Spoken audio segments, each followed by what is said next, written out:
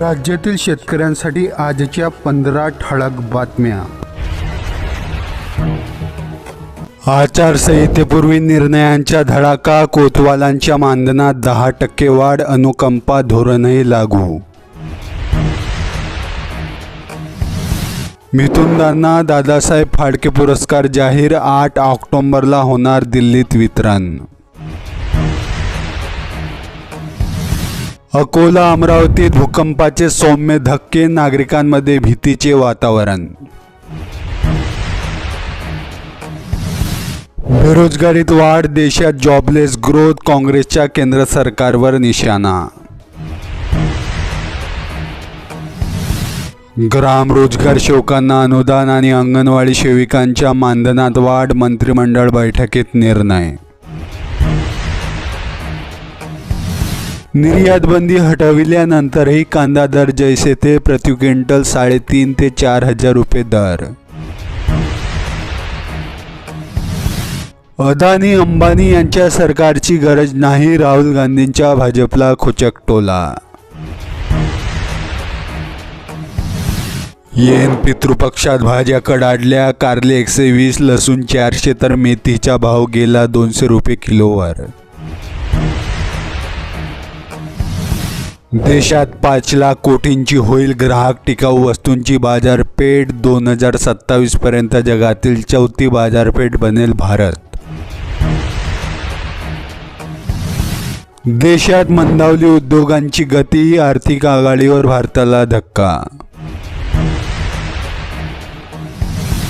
गाय झाली राज्यमाता, पालन पोषण करणाऱ्यांना अनुदान, महायुतीच्या कॅबिनेटचा निर्णय। मराठा आरक्षणाच्या दिशेने एक पाऊल पुढे, शिंदे समितीचा दुसरा अहवाल सरकारने स्वीकारला। कापूस सोयाबीन उत्पादक शेतकऱ्यांना अनुदान वितरण, शेतकऱ्यांसाठी आनंदाची बातमी। पोस्टात बचत करा आणि लखपती व्हा, केंद्र सरकारची लोकोपयोगी योजना, महिलांसाठी सन्मान बचत योजना सुरू। बहिणींचे बिघडले आर्थिक बजेट, महागाईचा फटका, भाज्यांचे भावही कडाडले, ऐन सणासुदीत खाद्यतेलाचे भाव वाढल्याने चिंता। परतीच्या पावसाचा तडाखा, ढगफुटी सदृश पाऊस होऊन भातशेती आडवी, शेतकरी हवालदिल। राज्यात 4,860 विशेष शिक्षकांची होणार भरती, राज्य मंत्रिमंडळाचा निर्णय। आमच्याशी सरकारनं गद्दारी करू नये, महागात पडेल, जरांगे पाटलांचा राज्य सरकारला इशारा। देवाला तरी राजकारणापासून दूर ठेवा, तिरुपती लाडू वादावर सर्वोच्च न्यायालयाचे खडेबोल। विरोधक सत्तेवर आल्यास सर्व योजना बंद करतील, अजित पवार यांचे उदगीरमध्ये प्रतिपादन।